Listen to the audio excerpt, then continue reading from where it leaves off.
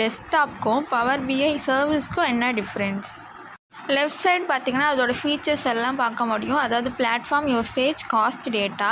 இந்த மிடில் ரெண்டும் இருக்கிறது பவர் பிஐ டெஸ்க்டாப். அப்புறம் அந்த சைடு ரைட்டில் இருக்கிறது பவர் பிஐ சர்வீஸ்.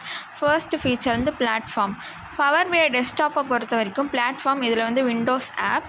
ஆனால் இந்த பவர் பிஐ சர்வீஸுன்றது ஒரு வெப் பேஸ்ட் அப்ளிகேஷன். வெப் மூலயமா நம்ம வந்து அதில் வந்து யூஸ் பண்ணுவோம். யூசேஜ் வந்து பவர் பிஐ டெஸ்க்டாப்பில் இங்கே வந்து நீங்கள் விஷுவல்ஸையும் டிசைனையும் க்ரியேட் பண்ணலாம்.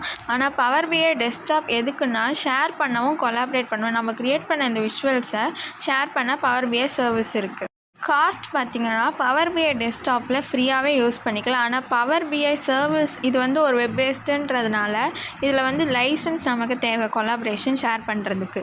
டேட்டா ரெஃப்ரெஷ் வந்து பவர் பிஐ டெஸ்க்டாப்புக்குன்னு வரும்போது இது வந்து மேனுவல், அதாவது நம்ம ஹேண்ட் யூஸ் பண்ணுறோம்ல அது.